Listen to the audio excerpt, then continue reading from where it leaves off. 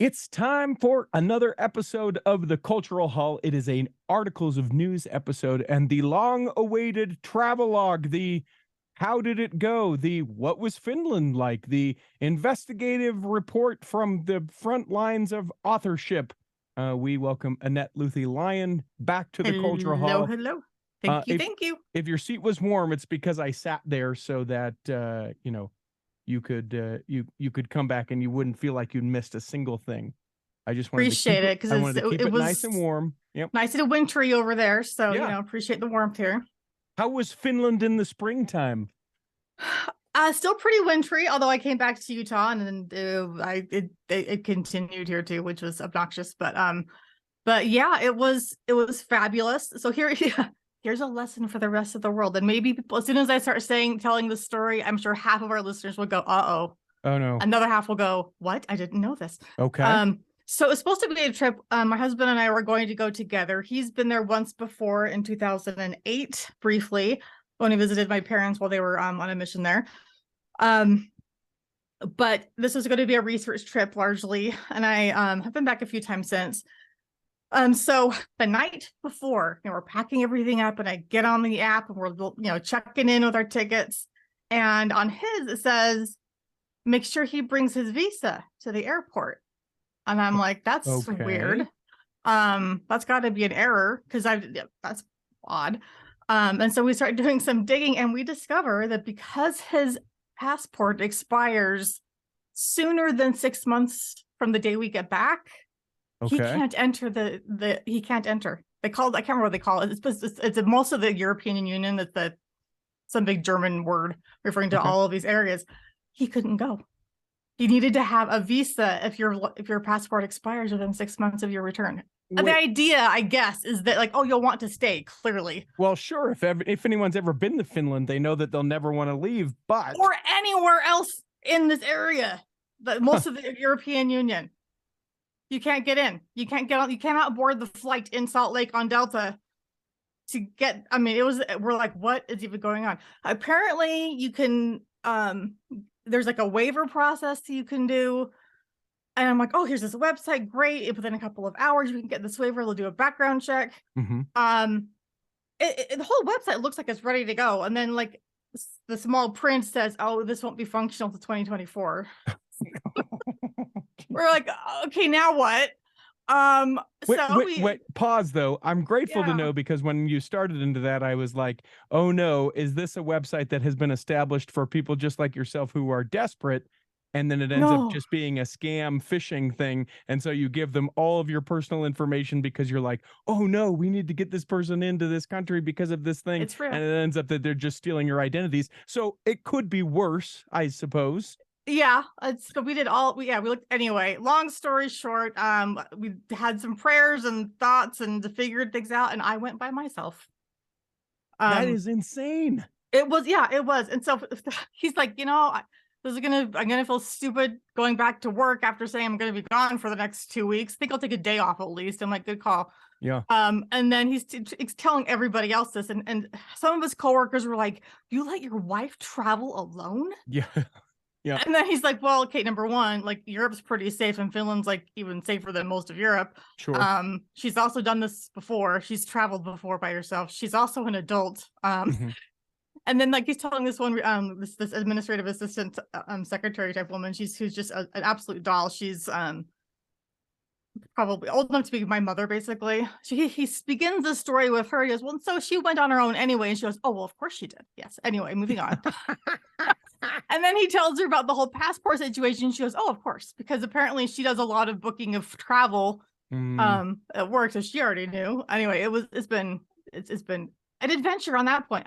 So I went by myself. And at first that was a very sad thing, but it turned out to be weirdly, I'm like this.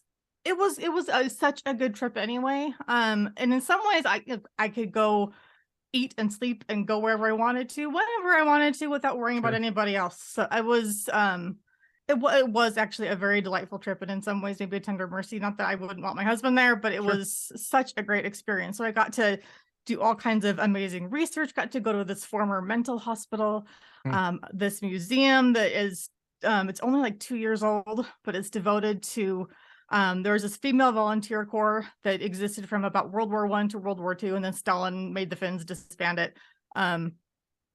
They basically held the country together during wartime, built with women. And anyway, one of my books is based on that, and I'm using some of that based on my next one as well. Went to that museum, got to write in this library I've been dreaming of writing in. It is the most amazing. If you go look it up, it's called the Oodi Library, Oodi. It's only a few years old in Finland. Yeah, it's not nearly as good as its predecessor, though. The Garfield Library, way better than the Oodi Library. The Oodi Library. Yeah, yeah. It is. I mean, I've seen pictures of it and inside and outside, and I thought someday I'm going to write in that library, and I did. And it was awesome. Glorious. It was, got to see old friends. And anyway, it was fabulous. So can I throw this out there? Can I throw this conspiracy theory at you? Okay. So husband, loving gentleman, whom I know, not well, but I've met before, met him before, cares about you, loves you dearly, wants to be supportive. And so from the get-go is like, babe, yeah, you bet. I'd love to go to Finland on a research trip for your book. All the while in his mind thinking, I really wouldn't like to do this, but I really want to be supportive. Finds out about the passport regulation with the European Union, and then just pretends to be like, oh, I didn't know. Oh, no. No, I'll have to be home alone where I can do all of the things that I want to do without having to answer to anyone, to eat what I'd like, and everything like that. But back at home, I just want to throw that out there that maybe, just maybe. I can see that for some people. I will say, though, that like I have been back to Finland since he visited with me in 2008. I've been back 3 times. All right. 2 times, 3 times. Anyway. And he kept going, I'd like to go back. Can we go back together? I'd like to go with you sometime, and then in 2019, we actually took a big trip to England for our 25th anniversary. And that he's kind of been a homebody largely. He's like, oh, we went to Yellowstone. That's a vacation. And I'm like, I want to travel. And so the England trip was largely for me because that's, I love history and I'm a nerd and English major, and that's the land of my, all that kind of stuff. But, that England trip was so awesome, and he caught the travel bug. He was like, this rocks. His souvenir was like this new cool bag he could use for future trips, like literally. And he goes, every year we're going to go on a trip now. This is going to be awesome. And then 2020 hit. So this is going to be our first big trip since England, and that blew up. But he really actually did want to go on a trip with me. So wherever it was. Has he renewed the passport then now? Is that underway? Not yet, but it's going to happen because and we have a credit for his ticket. We were able to get a credit on just for him, not even though I paid for it. But anyway, so we have to use it by the end of the year. So there you go. Something somewhere. Tropical. Don't know where we're going or something what. Tropical. I'll keep my eyes on like the sails and that kind of thing. That's great. But it was fantastic. And I got to visit my grandmother's grave, which I hadn't been to since I was about 10. And my grandfather's grave, they're in different cemeteries altogether. It took me 3 tries to find his grave because all the snow, the ice. Anyway. So let me ask you this. Any part of it, because there's a lot of like returning to your homeland, right? And sort of the hearts of the daughters turning to the mother, father, that thing. Any of that kind of like spiritual confirmations or affirmations as part of the trip, or was it largely secular? This time it was mostly secular. I will say, my first time going back after our family came back so we were there from 84 to 87. And then 2008 was the first time I went back. So, that trip was so incredibly spiritual for me. I cannot even express it. There were moments, and it's just hard to explain because I was there from the ages of 10 to 13, which is a pretty, that's a formative time where I went from primary to young woman. I had, my maturation clinic wasn't finished, all this kind of stuff. And so it was, I cried many, many times there. Like, I'm here, I'm actually here. And I kind of like, we got to walk through the old mission home, which is no longer the mission home now. It was in 2008, and the mission president at the time allowed us to walk through. So here's a wild story, true story. So help me, I swear. From 1987 on, 3 or 4 times a year, without fail, I had a dream about the mission home, and it was always a disturbing, weird, unsettling dream. Okay. And it's like, as dreams are, it's like, oh, there's the new wing we didn't know about, or it wasn't always the way it burned it down really was. and everyone inside of it. Sure. Yeah, I do the weird same stuff. thing, same dreams. Just weird stuff. It was always an unnerving feeling. And those dreams just wouldn't go away. And I just literally every year, 3 or 4 times a year for 20 years.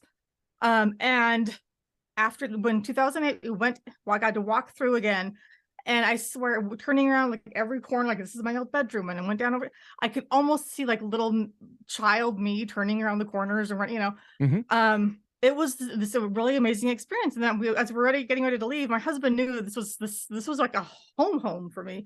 Sure. And he said, "Are you sure you want to leave? Do you want to stay a little bit longer?" And I said, "No, I think I'm okay. I do." And then we closed the door, and I have not had a dream since. Not Really? one. Yeah, it's like seriously, my psyche or something, my spirit didn't have that closure before. I don't know what it was, but I need. It was. I'm gonna cry. It really was kind of like a spiritual thing. I had to go back and kind of put a bow around that. And part of the mission home had been, remodeled. I don't really remember what the remodel looked like. Wow. In my head, I went in there and I got to say goodbye to that little girl and collect her and bring her home. I mean, it was, I don't know. So yeah, I got to go to our old chapel in 2008. I've actually been back to that chapel several times, and all that kind of thing. But this time I was kind of bummed. I was hoping to go to the chapel that my parents first met in, which I have never been inside. Interesting. That'd be kind of fun. But I got a really bad cold, and I was like, I need to just rest, and so I actually didn't end up going to church that Sunday. But Judgment cast. I know. Cast I don't want to get people sick. At that point, I didn't know if it was COVID. I'm like, I better just stay in my Airbnb and rest. So without still my on the bucket husband, list. who's at home. Interestingly, I can't get in touch with him. He's unavailable. I haven't been able to talk to him since our I kids left. though. Our kids felt so bad that they came over and brought him pizza and hung out with him one night. It was kind of sweet. So he must have. I hated that. I bet.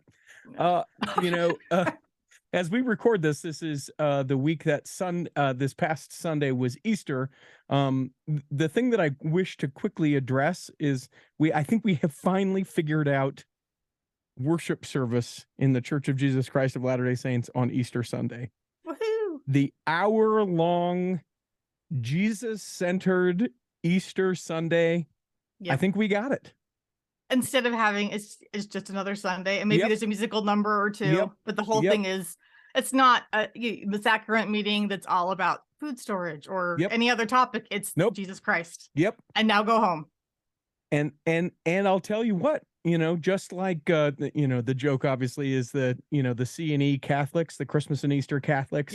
Yeah. A lot of people make that joke. There were lots of people in my ward house on Sunday, and I didn't know a lot of them, and to have them come and have them be welcomed with a message of not, hey, you need to be doing this, or I can't believe of this, or open mic Easter Sunday, right? None of that. It was a very focused. We had the primary sing, so you get the parents or like the half member families where the mom or the dad doesn't go, so they came to see their kid perform on the Easter Sunday. Then you had the all of our youth, the young men and young women, they sang a song. The ward choir sang a song. We had the bishop said a quick something, and then one talk centered completely on the love and kindness of Jesus. Amen. Go home. And people lingered and said, hey, how are you? Wow. Great to see you. It was amazing the way that I just walked away from it and was like, yep, okay. There may be some things that we're still trying to figure out, but that one I think we've got on lock. So. I do think it's like you mentioned, the Christmas and Easter Christians who that's when the only times they go to church. I think it's ironic and kind of awesome that for us we're like 1 hour instead of 2 or 3 in the past, and they go home. Sure. And less time at church and more time with your family. I think that's kind of fun for us. Yeah, and to be able to contemplate and think and all the things, and I like that. I like that quite a bit. Yes. So, way to go, us. We've got a thing figured out. Now we can start working on some other stuff. Let's take a break. When we come back, we've got a big old section of news we're going to do for you today. Travel the globe and good and bad and and disheartening and heartening and all the types of news, all the things coming back in the second half of Articles of News. Here in the second half of Articles of News, we do actual Articles of News. Hit it, Peter. And away we go. Couple quick things, things that we may be, they're worth mentioning, certainly, but, a couple of them are a little bit older and a couple of them it's just like, oh, that's interesting. How about that? One is that Temple Square, that is the Salt Lake Temple and surrounding areas, that the completion date for that has been pushed back again, 2026 for the entire area, including the temple, to be done, though some of the area starting to be completed now, especially that around the church office building and some around Temple Square starting to be done. Now they have closed, as I understand it, the Joseph Smith Memorial Building. Also, the Lion House is now closed and unable to be entered into anymore. But all of that area to be completed 2026. Previously was supposed to be 2025, so just a year, but could potentially be as much as 22 months and still be accurate if it was early 2025 and it opens late 2026. I mean, at this point, I don't even remember what Temple Square looked like. It's been so long. Yeah, seriously. It's just covered in construction and scaffolding and yeah, I've been a time since they closed it down. I have a friend who works in one of the high rises just to the south and was able to get up and sort of look down in. Pretty cool. But, you sort of look at it, and if you don't know what they're doing, you're like, okay, that looks like the temple, and they dug the dirt away from it. But fascinating to know that it'll be retrofitted and good to go and all the things. 2026, count it down. 26. That's awesome. So the fun thing, I had 4 of my books are about the 4 old Utah temples and their construction. So I did a ton of research about the construction. Mm-hmm. So fun little detail about the Salt Lake Temple construction. Yes. Brigham Young, not even kidding, in a general conference, he was trying to lobby to have the building made out of, not kidding, adobe. Oh, I remember actually hearing that. Yes. Yep. Yeah. Which he somehow thought that would last through the millennium. Like, dude. Yep. But so maybe I've told the story before. I'm not sure, but so the thing that blew my mind is, as I'm reading this, I was like, what in the heck? Because he saw it in vision. Could he not tell this wasn't mud? Yeah. Like, what the heck, dude? But then in my research, that's an interesting question. How specific are visions, right? Like, but here's the cool thing. Okay. Oh, I know. I actually think that Revelation is far trickier than we think. Mm-hmm. To the point that, so Captain Moroni, on a slightly different tangent here, he felt like God told him, go home and kick Pahoran's butt, basically. Yeah, that's exactly how it reads, actually. Right? Yes. And he said, God told me to go back. And I believe he had a revelation, but he did misinterpret it on some level. And this is Moroni, who, the gates of hell would shake if we're all like him. So he still misinterpreted actual revelation. So I did anyway.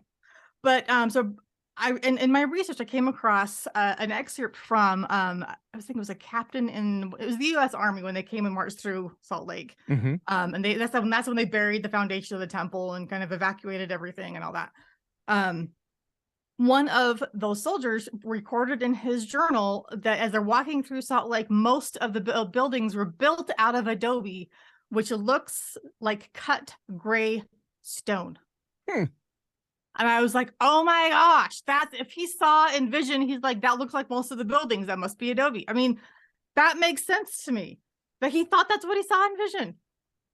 And then isn't that wild? Yes. I think that's my theory. And then eventually they actually started building it out of sandstone, and then that cracked, and then they ended up going to the Cottonwood Quarry instead. Stories about someday, but cool stuff. Why it took 50 freaking years. But yeah.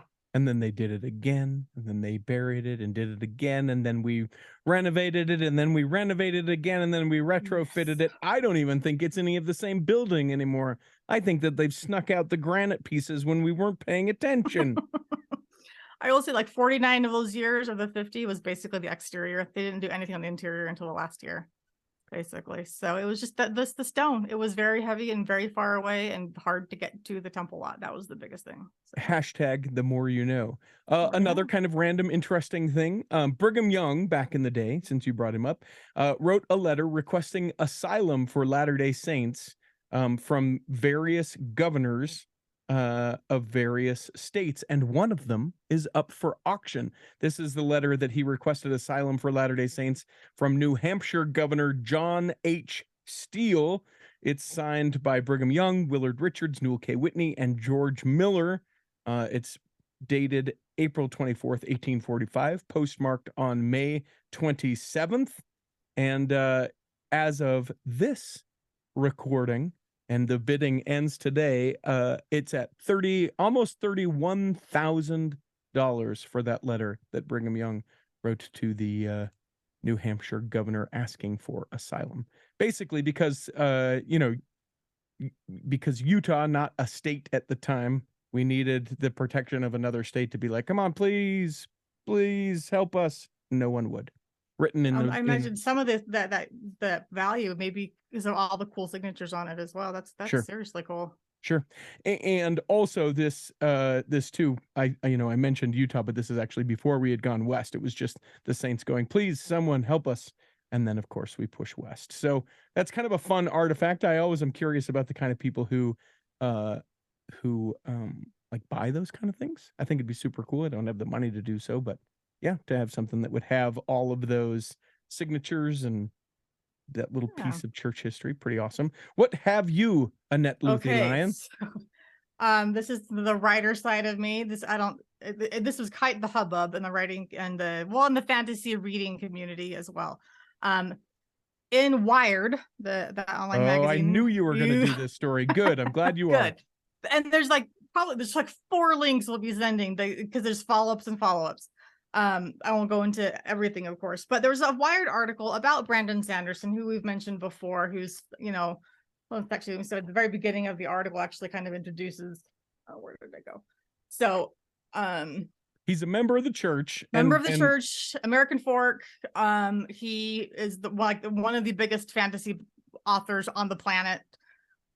He usually, so the article begins with saying that he usually makes about 10 million a year. Mm-hmm. Last year it was 55 because of his Kickstarter, which is the #1 Kickstarter in history and all this stuff ever. Yeah. And it funded in like hours. It was nuts. Anyway, so it was this whole feature on Brandon Sanderson, and it was kind of mean and obnoxious, and like just this guy came out and spent a lot of time with Brandon, and then writes this, and it's like, so here's one line. He says, so he's sitting down at a restaurant with Brandon and his wife, and he says, maybe nobody writes about you because you don't write very well. He said this to Brandon. Like, okay, dude. Anyway, he makes fun of fantasy readers. He makes fun of Brandon's writing, saying this guy is not interesting. He's just kind of this boring guy. Why do people like him? He describes his writing group that he got to meet. He says, it's the most PG gathering of writer types I've ever been to. I'm like, well, yeah. I know some of the people who go there. Not a big deal, guys. Anyway, it had this huge hubbub though, because obviously you have someone who has $55 million a year. He's got a lot of fans, among them in my house and family as well. And anyway, so his response was so dang classy. He wrote on Reddit, I'm not gonna read the whole thing, obviously, but he basically was like, he goes, I appreciate the kind words of support. And, he's like, I get that Jason, the author of the article, he felt incredibly conflicted about the fact that he finds me lame and boring.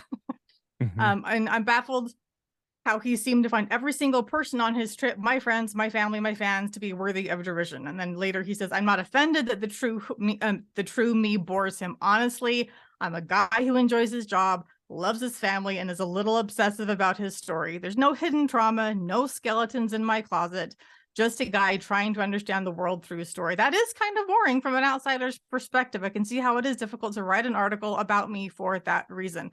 But at the same time, I'm worried about the way he treats our entire community. I understand that he didn't just talk about me, but about you, meaning his readers. As has been happening to fantasy fans for years, the general attitude of anyone writing about us is that we should be ashamed for enjoying what we enjoy. And that the tone feels like it is written during the 80s. Look at these silly nerds liking things. How dare they like things? Don't they know that things they like are dumb? Anyway, and he goes on. But basically he says, don't attack him. He's a writer. I understand that. People had. People Oh had yeah. gone after Jason, that's his name, Yes. the author. They had They completely an onslaught blasted with him. him. Yeah, blasted him. Which Frank, I wanted to go, he should have predicted that. Sure. But yeah, he says don't attack him. He's a writer. I'm a writer. I consider him a colleague. He's a person just like the rest of us. Then there was another feature that was actually it was so good, actually. And it had some valid criticisms. And the Brandon was like, yeah, you have a point there, and Mhm. of like how his Kickstarter that might help some people in his orbit financially, but it's not going to help independent bookstores and, Sure. and just things like that. And questions about, well, does your Dragon Steel company pay tithing? It's like, I personally do from my salary, but my company does not. Sure. Anyway, things like that. That was a really, really awesome one. And then at the end of all of this, he got to kind of pondering and thinking, and he wrote this really awesome personal essay about what it was like growing up on the outside, always kind of feeling like you're the outsider, not really fitting in. And how writing has kind of changed that for him, and fantasies in particular. So we'll send all of those links out so you guys can read all of them. It's fascinating stuff, but it's, again, Brandon Sanderson he's just a dude without Yeah. skeletons, and he's a decent human being. So Yeah. that's kind of what it boils down to. Awesome stuff. I look forward to the episode that we do sometime in the future with Brandon Sanderson to be able to ask I him hope you can about get that and him. about his boring life. Tell me about your boring life, Brandon. What else do you do Awesome. that's boring? Now, I mean, he says it the way that I sort of feel. Like a lot of us put, different jobs, positions, whatever, in sort of this kind of pedestal mentality. Mhm. And really, if it's just someone who likes what they're doing, sure, it can be cool and it can be a thing that is in a lot of the public eye. But really, it can just be like, nah, listen, I happen to love a thing that other people love and become fanatical about. Mhm.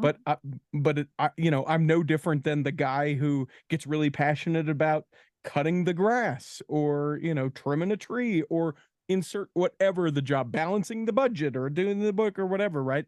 It's just Mhm. it's just a person who loves a thing, and sometimes those things can garner greater attention. And the fact that I appreciate that he was defending his fans, because I will say that I see this a lot where it's like people will make fun of things like, oh, you like video games? Oh, that's Mhm. stupid. Or you like Doctor Who? You like Star Wars, Star Trek? It's just like, why bash on people just because they like something you don't like? Like, let people like what they like. If it's not hurting anyone and Well, they're because it finding makes me joy in feel it, good. When I bash on other people, it makes me yeah, feel good, and then you're a makes horrible me I'm a person. bigger person when I do it. I feel better about myself. Huh. That's what it boils down to. So stop it, people. Stop it. Yeah. Fun. Let me think. Where do I want to go? Here's just a quick little story. I thought this was interesting. More than 165 years after 19-year-old Joseph Crossley wrote about his journey across the Atlantic on the ship Horizon and died on the plains of Wyoming, his story is being told because the lost journal of the Martin Handcart pioneer, that is Joseph Crossley, was donated to the Church History Library, and you can now read it online. They made it available for people to Cool. be able to see. Joseph Crossley is his name. Super cool. That's it. That's all the story. But I love these firsthand accounts that we get as families, as different organizations are turning them over, and as the church is digitizing and making these things available for us to be able to read. I just love that it's becoming available. Super cool. That's awesome. That is very cool. Yeah. Super quick, super easy. That's it. What else do you have? So this is a GoFundMe that Okay. I wanted to bring up. So okay, the gal behind her name is Mo Stewart, and I haven't met her in person. She's one of my online friends.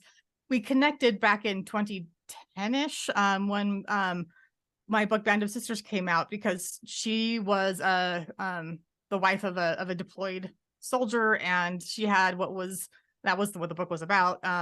But she also had what they call the flat daddy. So if you can look those up, there's flat daddy, flat mommy. The idea is you have like a life-size cutout of your deployed parent, Oh, and you sure. bring that around. And so there was a whole news thing that her family did, and it was like, oh, don't forget your dad in the car, and and so the kids, it really helps kids feel like they're closer to their parent. Like, oh, the dad can be next to me as I'm reading before I go to bed, and they take pictures and send them to the parent abroad, and they can. Sure. Anyway, it's kind of a cool thing. So I raised some money for some flat daddies and that kind of thing, and we've been kind of connected ever since.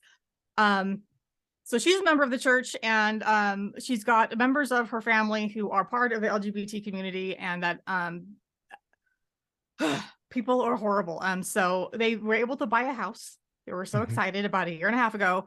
And once it came out that, oh my goodness, someone in that house belongs to that community, there has been massive, horrible vandalism. Just we're talking like not just even like swastika spray paint of horrible things, but also like fire lit up, like bottle rockets aimed at the house that are blowing up in front of her kid's door, like her bedroom door. Her kids are like, they hear a loud noise in the house. Like she actually just bumped a box or something. And they were like, one of her kids thought they were being under attack. Yeah. They have some cameras out, but they haven't been able to get enough footage that's clear enough for the police to make a positive identification. Anyway, what they're trying to do at this point is raise money for a fireproof metal panel fence and an enhanced camera system to protect their family and home. So I'm like, this guys, Jesus said love everyone, let's not attack, and let's help this family out so they can protect their own family. So yeah, geez, it's nuts. Come on. Launch bottle rockets and cause fear just like Jesus would, because I'm sure that's what he would have you do. It makes me so dang mad. I just can't even. So yeah, anyway. Okay. The police are involved, but again, they can't do much without more evidence and that kind of thing. So they're just trying to protect themselves.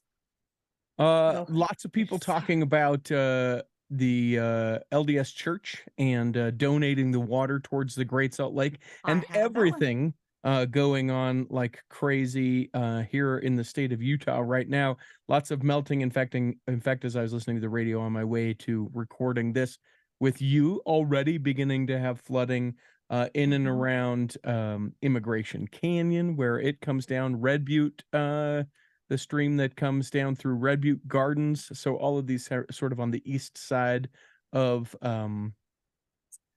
the Salt Lake Valley. And fascinating to note that the Great Salt Lake already has gone up 3 feet since where it was last year, which is thousands of acres, because the Great Salt Lake is so shallow that when it goes up at all, it just spreads and spreads. It's a very big lake, yeah. Might I say 2 things about that? Should you find yourself living in the state of Utah, and you live around a creek, or crick, I guess, as we would say it here in the state, take the opportunity to, 1, be prepared just in general. And I think that, saints in the Midwest have seen this with tornadoes, and saints in the East and blah, blah, blah, blah, right?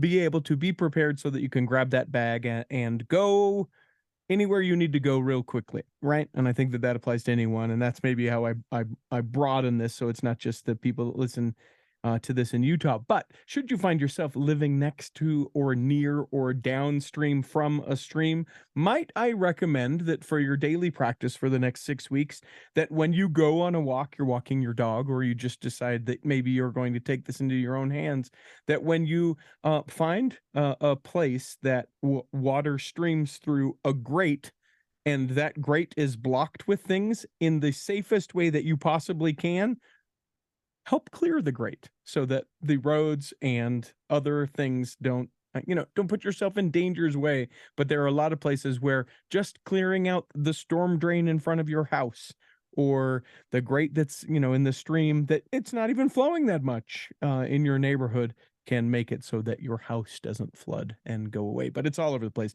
Bountiful, Kaysville, Layton, there have been some things. The Weber River, it'll be what everyone will talk about, and everyone's waiting to see if State Street will become a river again, and if that river will be blood, and if Mitt Romney will ride a white horse and save the world.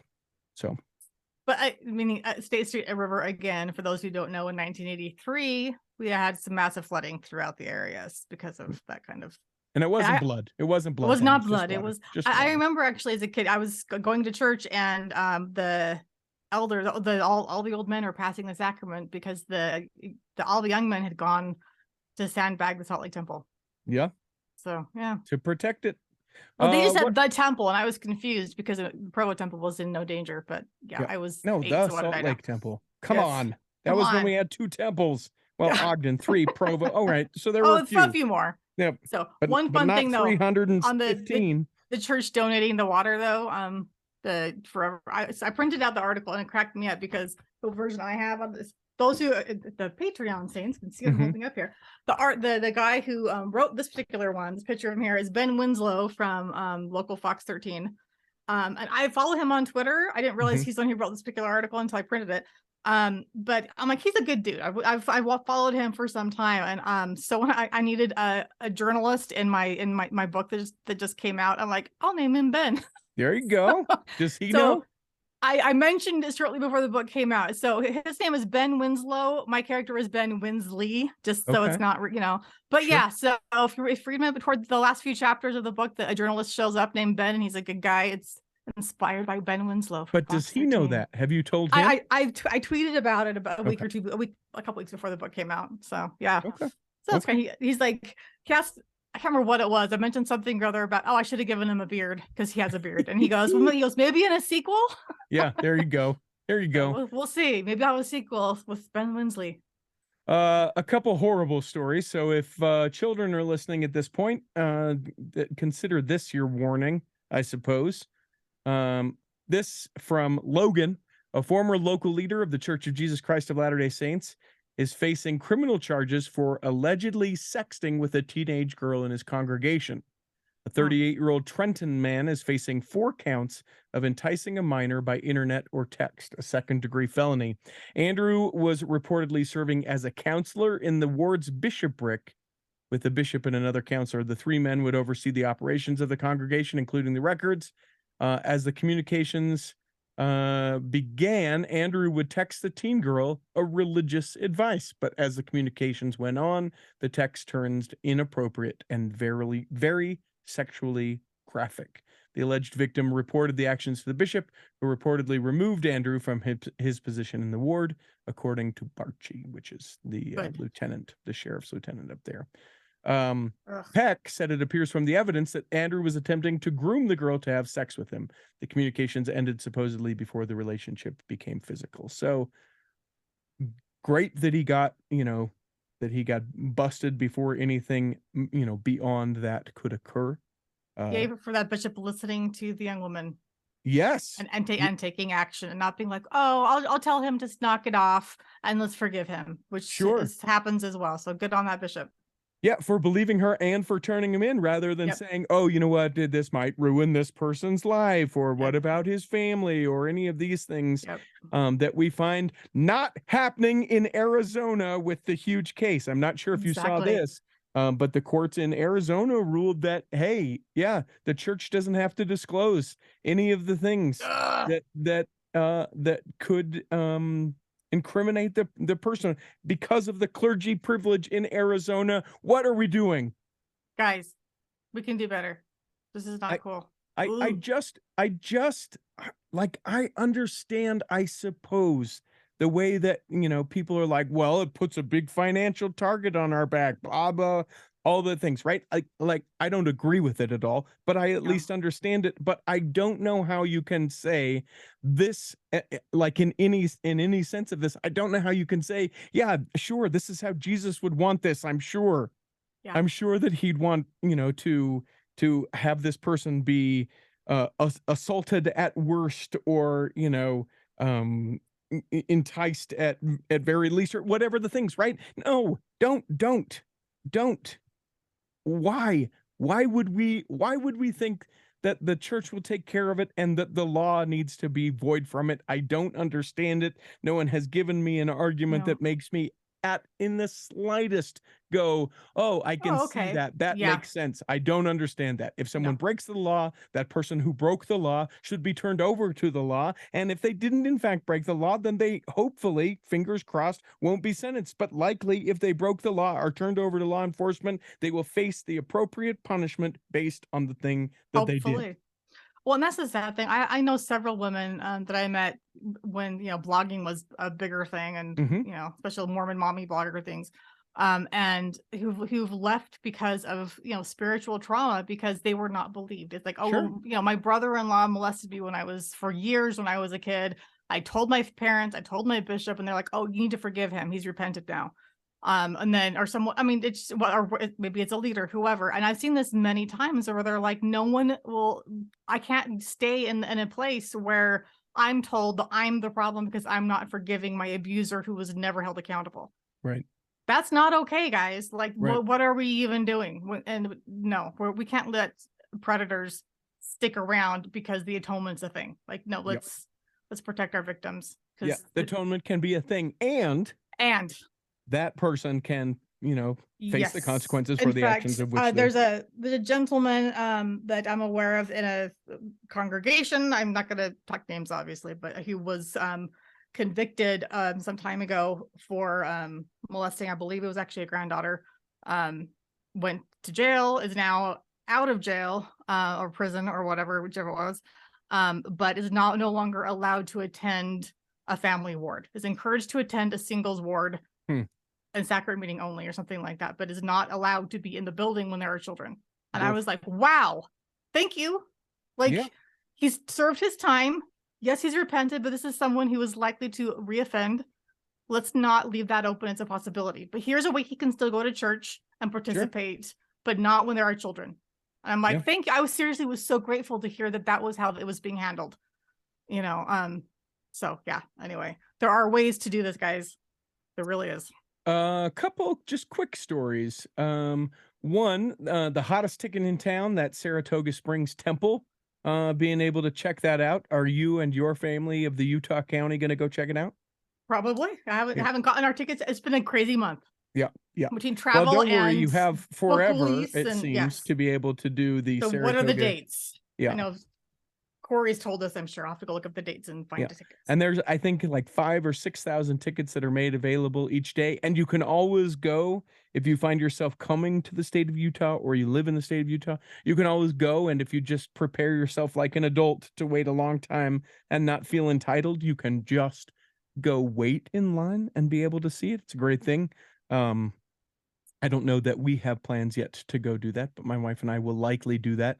We also are trying to figure out our Helena temple plans to be able to go see that. That's later next month.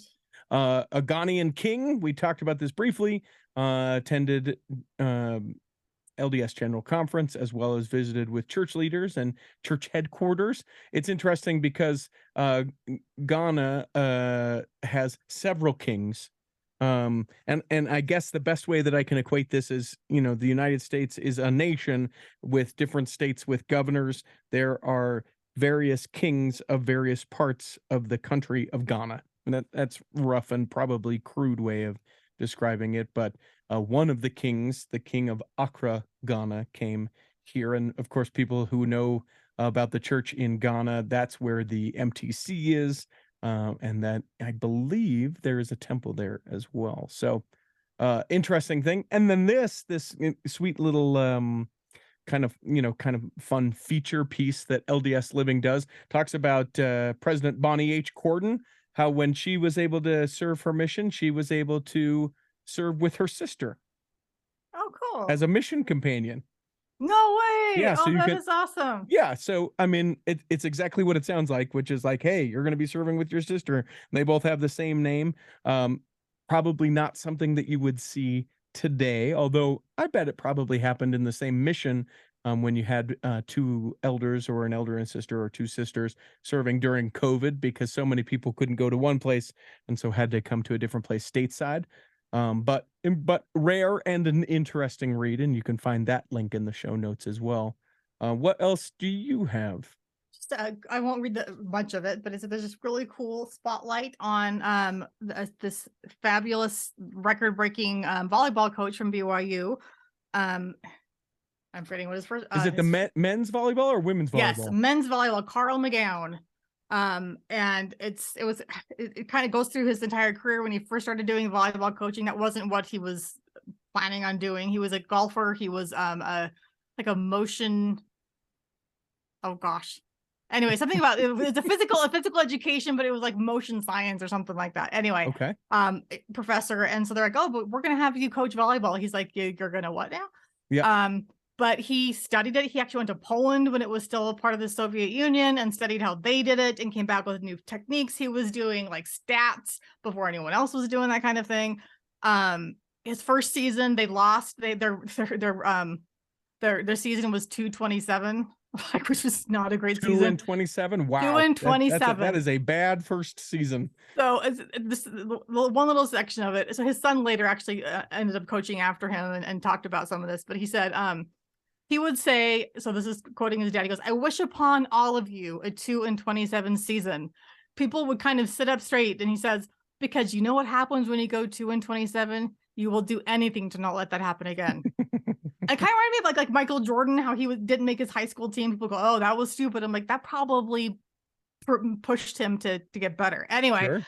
he went on he retired in 2002. He's since passed away, but he had 2 national titles and 4 gold medals in the Olympics. Wow. And whatnot. Yeah, they're just saying this is just an amazing thing. And now he eventually he came back to BYU at one point and serving as a volunteer assistant under his son Chris, who coached from 2012 to 2015. It's a really cool little feature in the Desert News about him and his life growing up in Southern California with a single mom without his own dad, and how he got into golfing and moving to Utah and all of these cool things. But it's a really cool feature. We round out some stories here. I have a list. This is kind of fun. We haven't done a list in a good long time. 5 little known facts about the publication of the Book of Mormon. I'll just sort of read the headlined or bulleted points. You can find the link in the show notes if you'd like to read more. Did you know, Annette Luthi Lyon? This is the first little known fact. Okay. Did you know the first portions of the Book of Mormon available to the public were pirated? Please do tell. Well, so what happened was they were using the Grandin printing office, and a guy came in and stole them and put them in the newspaper. Not like the whole book, but like pages, chapters of the book. And then, Joseph Smith had to be like, "Hey, probably not. Let's not do that. Please and thank you." So interestingly enough, the first portions of the Book of Mormon available to the public were pirated. Here's number 2.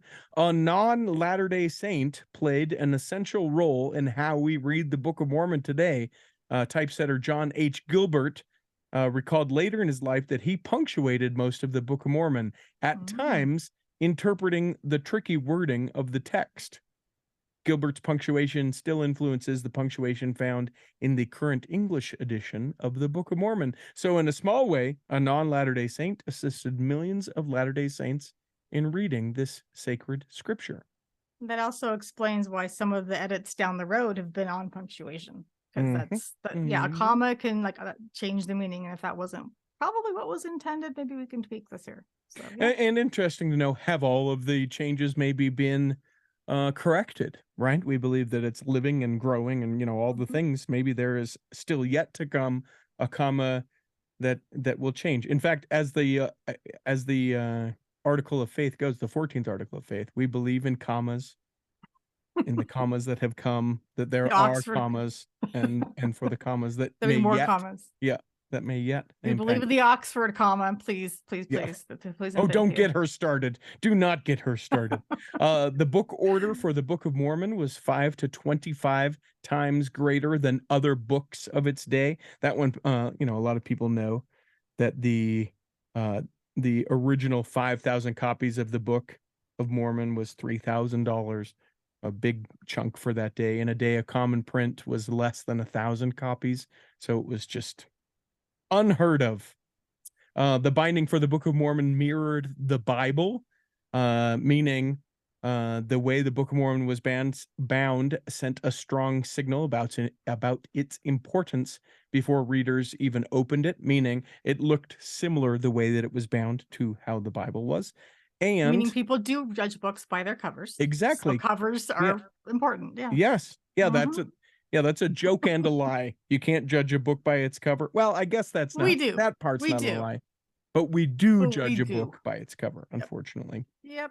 And then the final in this 5-part little known facts is that the Book of Mormon manuscripts have their own interesting history. When Joseph Smith finished dictating the text of the Book of Mormon to Oliver Cowdery, he instructed Cowdery to make a second copy. The original Book of Mormon manuscript was kept by Joseph Smith until it was deposited in the cornerstone of the Nauvoo house in 1841. Over time, much of that manuscript was destroyed by water or mold. The second copy of the Book of Mormon manuscript, often called the printer's manuscript, was used by compositors to set the type for the first edition in 1830.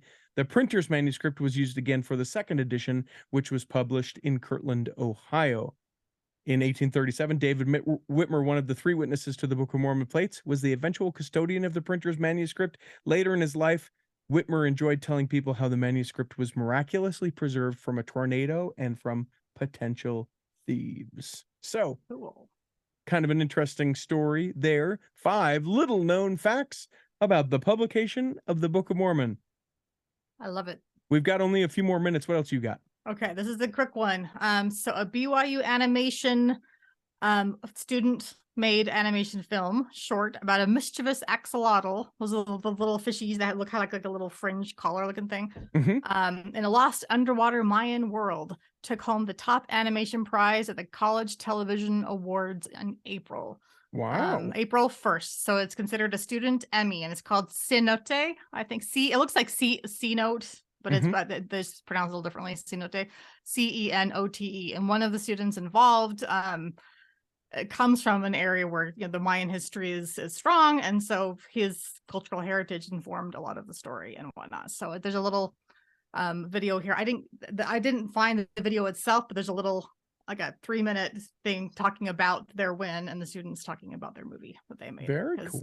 BYU does their animation program. A lot of that's where like Pixar goes to recruit and stuff. So Sure, they know what they're doing. They're good because stuff. of the connection too with Ed Catmull, being a member of the Church of Jesus Christ of Latter-day Saints, and then obviously he was the head of Pixar for a while. And I'll throw it out, maybe a future guest of the Cultural Hall. Fingers are crossed. Cool. Why not?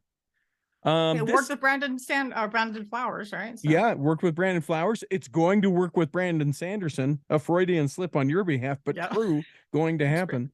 This we haven't shared, and I've been holding on to this. It was just at the end.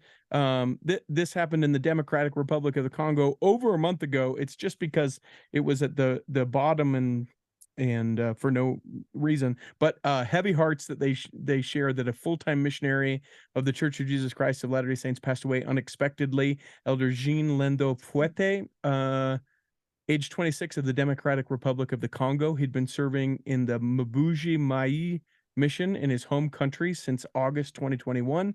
He passed away in a hospital a short time after he began feeling ill. The cause of death remains undetermined, although he experienced symptoms related to a cardiac event while at the hospital. Prayers go to his family, friends, fellow missionaries, and those in his home community, that they may be comforted by the Savior's love during the time of the mourning. So wanted to make sure we shared that. I'd hung on to that and wanted to get that out there. I'm trying to see if there is other things. This sort of interesting and kind of an aside, has tangentially to do with the Church of Jesus Christ of Latter-day Saints. The state of Idaho bucked the national trend by increasing the number of religious adherents across all denominations, according to the 2020 census. Every other state exhibited less adherence to religious denominations, but the state of Idaho 4.2% more than where it was at the start of the millennium, so year 2000. So in this 2020 census, interesting to note, and that nationally, that religion has been declining since the 1950 census. So interesting. Not Utah, Idaho. That's where Zion is. That's where we should go. And it's why we should go and be up there and follow the Daybells, because they know what they're doing. We should follow that. I'm not sure if people outside of the Intermountain West have been following this story, but the craziness that is the Lori Vallow Daybell case. I'm working on getting our friend from East Idaho News, Nate Eaton. He'll likely be in our next news episode. Because the trial has begun. They ruled that Tammy Daybell, which is Chad's first wife, who passed away, and they were like, "No, we don't want to do an autopsy. Let's not do this." And then they rushed, the funeral service like 3 days between when she had died to when the funeral was. Normally it's a week. Said no autopsy. It rules that that she died by asphyxiation, and Oof. so Boy. charged with her Oh murder. gosh, I kind of assumed it was going to be like a toxin, like a poison kind of Yep. situation. Yep. That's Yep. well, and also I cannot help but think that he moved to Idaho with this in mind, because if she had died in Utah, an autopsy would have been mandatory by law. Oh, I'm sure. So I'm just sure. saying. Yeah. Oh gosh. This premeditated, gross, but people are fixated on, especially here in the Intermountain West, on the Lori Vallow case. People, family members testifying, community, Chad's kids have been witnesses up to this point, and it's They're just still in his court. They still think he's innocent, right? Remember correctly. Or last I saw anyway, it seemed like his kids were like, oh no, it's all Tammy and her brother. But they didn't. Lori and her brother. Lori Yeah. and her brother. Yeah, sorry. Yeah. The Chad's kids were thinking their own father had nothing to do with it. I mean, the strongest case that they have that is Chad and or Lori is to blame it on the other person, because if they can cast reasonable doubt that it wasn't them, but that the other person acted, either aside from them or because of them, sort of took that on for them, that's the greatest chance that they have to lessen the thing. It's just gross. And the way that religion people will be like, why are you even talking about this? The way that religion is interwoven into this story.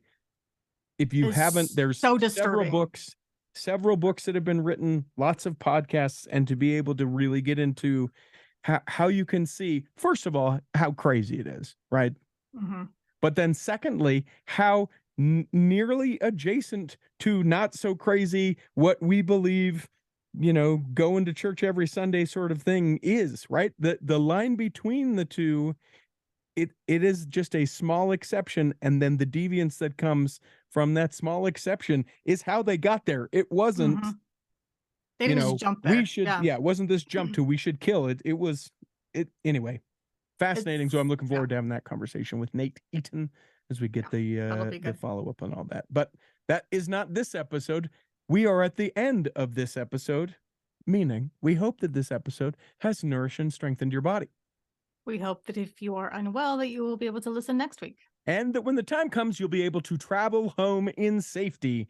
In the meantime, we'll be saving a seat for you on the back row of the Cultural Hall. Hall.